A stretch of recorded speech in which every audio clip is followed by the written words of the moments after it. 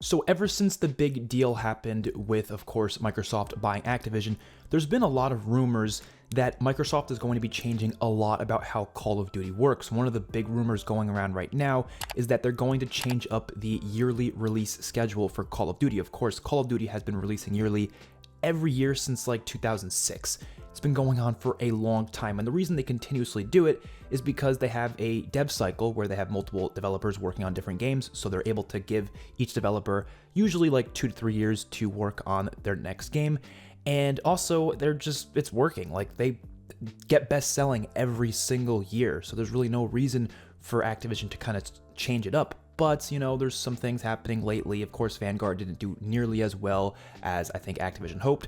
So possibly Microsoft will make changes in the future, because it is very clear that a lot of Call of Duties needed delays, but didn't get delays because Activision did not care for them, because they knew the game would sell well anyways. And then the game kind of suffered at launch with a lot of bugs, a lot of glitches, and sometimes a lack of content. But in this video, I want to talk about why I actually don't think changing up the yearly release schedule would be a good thing. I actually don't think that would be a good thing. Now, there's definitely pros to it. There's definitely a lot of pros to it.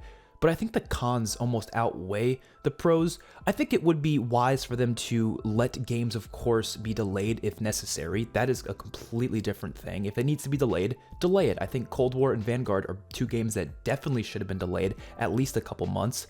But I don't think they should completely change the yearly release schedule. And some people have been saying, oh, make it 2 years or make it 3 years, which I think that's overkill and a bit ridiculous, and we'll get into that.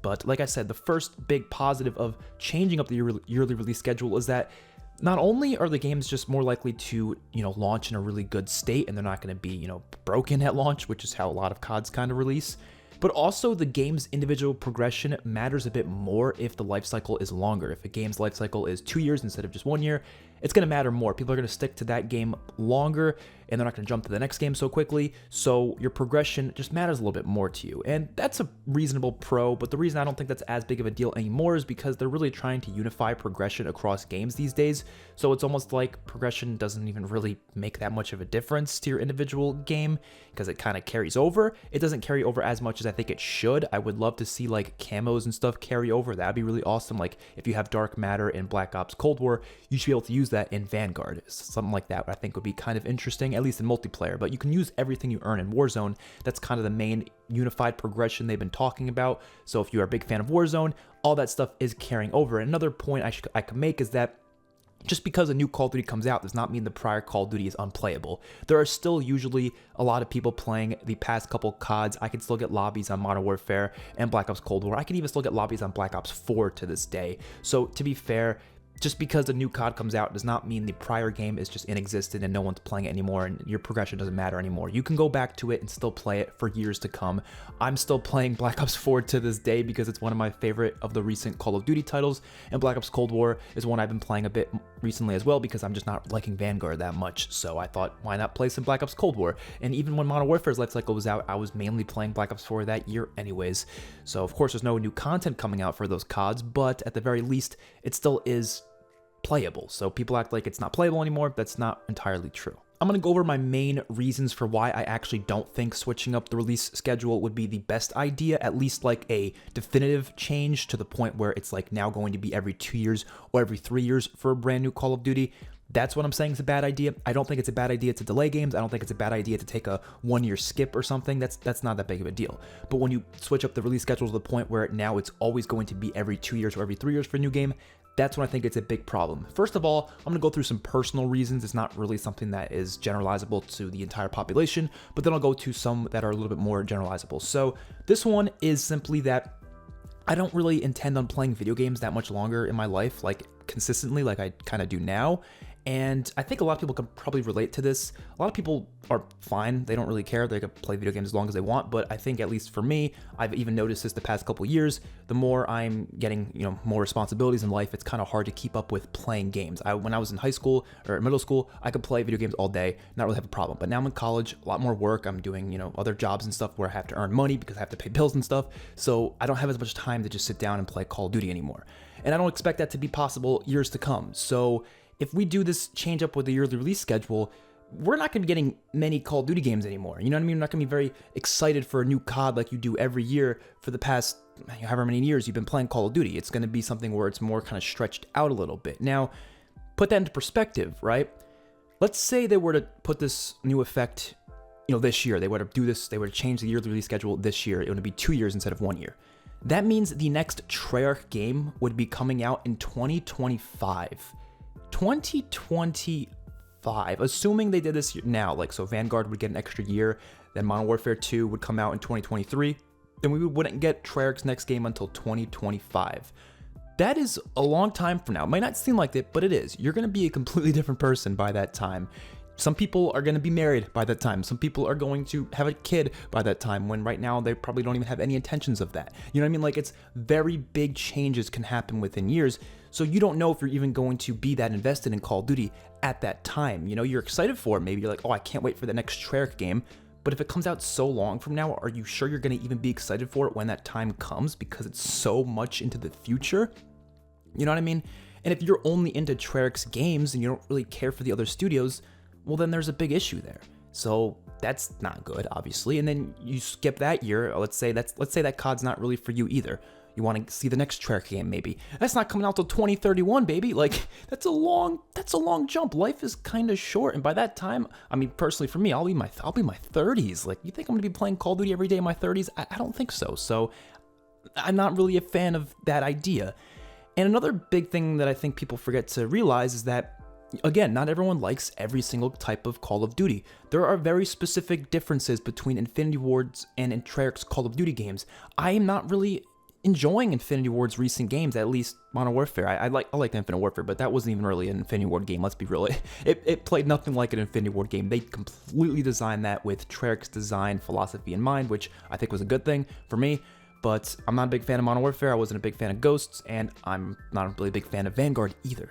Like, I'll be honest, my excitement for the next Modern Warfare is not that high. I wish it was, but it's just not that high. I'm gonna play it definitely, but I'm not that crazily excited for it. But Treyarch's next game, I'm very excited for. So, that's just kind of how it works. And I guarantee you the next Sledgehammer game I'll be excited for, but not nearly as much as I will be for the Treyarch game. That's a very personal reason. That's not one of the bigger reasons, but it's definitely just a thing I need to mention, is that when you make these big gaps in which new games are coming out, it's like you're going to get to a point where there's not many more CODs for you to experience past a certain, amount, assuming you're just going to stop playing games as you get older. Not everyone does, but some people do, and I just think it's possible for a lot of people to just not have much time for it or just become disinterested in it as time goes on. Now I'm going to jump into some more generalizable reasons that can definitely apply to many people. One thing I've definitely noticed is that fans get bored of the current Call of Duty really fast, and this has nothing to do with the amount of content in the game or how good the game is or how buggy it is. No matter what Call of Duty comes out, people want to get the next game quickly. We are always just hungry for new information about the next Call of Duty because we're just like that. That's how human beings work. We play the newest COD, we get excited for it for the first month or so, but that's about it. The rest of the DLC, we're not nearly as excited for. You can tell this by YouTube views and stuff and just popularity online. People are so invested in the new COD when the first month is out, but every DLC after that, it's never as exciting. Like, it's never as crazy. Like, everyone's like, oh, I can't wait for this new update. Like, it's just, it's a new update. It's just how it is. It's a little different with zombies. I think people get more excited for like zombies maps and stuff, but like multiplayer maps, are people really that like, oh my god, this is like a new release? No, it doesn't feel like a new release at all. It just feels like another map that you'll play for a little bit. Be like, oh, this is a new edition. This is nice. New guns, same thing. It's not as exciting as a new whole Call of Duty releasing with new mechanics and new features, new guns, new everything. It's a whole new experience. That's very different than just getting new content. And I think if you were to expand that life cycle for 2 years, I mean, what else are you going to add to the game that you wouldn't add otherwise? Probably just more maps, more guns, more streaks, and, that's about it. What else? You're not going to change anything major. There are games that last a long time that, don't come out with new full games, like, for example, Rainbow Six Siege that lasted for many years. GTA Online lasted for many years. Fortnite is doing that now. Even Warzone is kind of becoming that. But those games are very different because the content they add are incredibly changing to the general experience of that game, and it's very different than how Call of Duty has kind of operated in its multiplayer and zombies aspects. I just don't think people kind of enjoy playing the same Call of Duty experience for too long, and even if they add new guns and maps, I don't think that's going to just magically make everyone invested in the game again. If they don't like the gameplay, they're not going to stick around. New additions to Rainbow Six Siege can massively change how the gameplay flows. I've played Rainbow Six Siege a lot. I used to play it a lot, and then I played it again recently. It's a completely different game now. I can't even recognize it. I can't understand most of it. It's so different than what it was when I first started playing. Call of Duty's never like that. When you play multiplayer from launch day to like 10 months later, it's not that different. There's new guns, maybe a couple, updates and some, patch notes and stuff. There's nothing major. There's just new maps, new guns, that's it. I don't know what multiplayer could do to make it feel that different for 2 whole years, but I just don't think it's enough to keep people invested. I strongly believe people would fall out of their enjoyment of the multiplayer experience, and I think Activision would see that, and they would take that as an opportunity to just do a bunch of crazy updates for Warzone, and they would just kind of drop multiplayer. And people have already been getting pissed about them not really caring about multiplayer, but I think this would make Activision care even less about multiplayer. I know Microsoft is technically in charge now, but Activision is still involved. I just think in general they're going to see it as, what do we get? What's the point? Why even add a bunch of new maps and stuff? We'll just do remakes instead because they're easier to do, because it seems like not many people care that much, because people are just getting bored of this because we're not having a new Call of Duty release. And I think that's one of the bigger issues going on here. Another thing people don't really realize is that you're getting the same amount of content regardless. The only difference with expanding the life cycle like this is that you will get more content within less games. Which, yes, for people who don't like spending $60 a year on the new COD, I understand that. You want to get, your money's worth. You want to get as much content in a $60 title as humanly possible. That is fair. That is completely fair. But when you just look at it from a content perspective, what we're getting, it would be the same amount regardless. It would. If you were to get, let's say 32 maps in a year. Let's say this COD's going to have 32 maps total in terms of, 16 DLC, 16 on-disc maps. And that's a year's worth of content right there. If you do that, and then you get another game the next year, and that game also has 32 maps, that is now, 64 maps in total. But let's say there wasn't a new COD, and instead it was just more maps being added to that current COD that was already out. Maybe let's say they add a whole another 32 maps within the second year, which I really doubt they would. That sounds like a crazy amount of maps for, just DLC throughout a year. But let's say they did. It's still just 64 maps. That's the same amount we would have gotten regardless between those 2 years. The only difference is it's within one game instead of being on another game. But like I said before, I think people definitely are thirsty for new CODs very quickly. They get bored of how the mechanics and features work in one game. Unless they were to change features and mechanics of the Call of Duties as they go along, sure, but I just don't think that's necessarily a good idea, because that kind of makes people uninterested, especially if they're casuals and they play for a little bit and then they come back months later and then they're like, oh, why is everything so different? And then they get confused. But you have to keep things fresh, because if you don't keep things fresh, then it's not going to be good for the players who actively play a lot, because they're going to get bored, they're going to get stale, the game's going to feel stale to them after a little bit. But then you can't, scare away the casuals by making it too different. So what do? The best solution to me is you make a whole new game. That's what they've been doing. It's like, okay, we have our fun for a whole year for one Call of Duty, and then guess what? A new COD comes out, we get hyped for it, and it works. I actually think the new schedule they've been doing has been good, not in terms of not delaying, because these games definitely need delays. Don't get that wrong. But what I think has been good is that they don't start advertising the game until like 2 months before it comes out. I think that's actually good, because it at least lets us stay in the excitement of the current COD for a bit longer. If you start advertising the next game so early, it just kind of makes people just want that instead. And I guess with leaks and rumors and stuff, it's kind of impossible to avoid that, but I think it's definitely the best thing possible to avoid that over-the-top hype for the next game as soon as you can. Keep people interested in the current one, but even with having a new game every year, they can't keep people interested for more than like 3 months, and that's kind of crazy to me. And you guys really think that people are going to be okay with having to wait 2 or 3 years for a new Call of Duty? I don't think they'd be okay with that. I think people would be, they get pissed when they delay a new DLC for like a week. I think Season 2 was delayed like a week, and everyone's like, oh my god, what's happening? It's like, you think they'd be okay with someone saying, oh, by the way, Modern Warfare 2, that's not coming out till 2023, actually. But honestly, I've been thinking about it. What could possibly work, and I would be completely fine with this, is if they did do a skip, right? But instead of releasing nothing that year, or just more DLC for the past game, why not release a remaster? We've all been wanting Modern Warfare 2 remastered. We've all been wanting World at War remastered, Black Ops 2 remastered. Why not just start releasing those? Obviously, they have to make them. Someone has to make them. They don't take 2 minutes to make. It's still a whole game they have to put together. But I think that would be worth their time, to be honest, because I think people would absolutely eat that shit up, and I would completely be fine with taking off a year for a new COD if we were to get a remaster of a classic that is just a really damn good Call of Duty. You know what I mean? So I would be completely fine with that. And the last thing I want to mention is that these games can definitely be made within the 3-year life cycle that they have. They can be. There's no way Call of Duty requires more than that. You know, games like GTA, Red Dead Redemption, and all these massive open world games, yes, okay, those need years and years and years because they're massive open world projects. Call of Duty is just not that. Call of Duty is an arcade shooter with these small maps. You know, sometimes they add bigger maps, but most of the time it's just a small maps. The campaign is usually only like 4 hours. Zombies, you have a couple maps here and there. Those games don't require, you know, years and years of development. They only need like 3 years. The issue is these developers rarely get the full 3 years to actually develop what they want to make. It is very rare. We hear all sorts of things behind the scenes of projects getting scrapped and developers being forced to start some new projects that they didn't want to start. They wanted to keep doing what they were doing. I've heard this for pretty much every Call of Duty for the past like 5 to 6 years. It's never been different for some reason. Even CODs like Modern Warfare that had probably the best development cycle, we hear of a lot of scrapped things like zombies. There was zombies that were supposed to be in Modern Warfare 2019 and they were scrapped.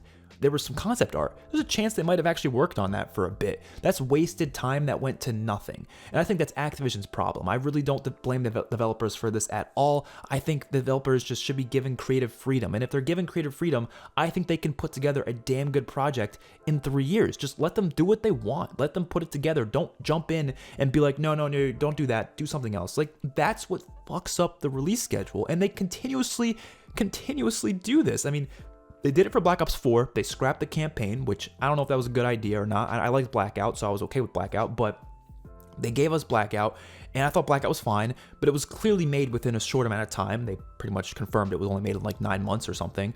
And then, of course, Cold War was completely rushed, which I still like the game, but it was completely rushed, obviously, because it was a project that Sledgehammer was originally working on with Raven, and then Treyarch had to jump in like halfway through, and it was just a rushed project all around. Vanguard had a lot of development issues as well that we all heard. They seemed to wrap things up and bring it together nicely towards the end, but it still ended in a project that was still pretty buggy for the most part.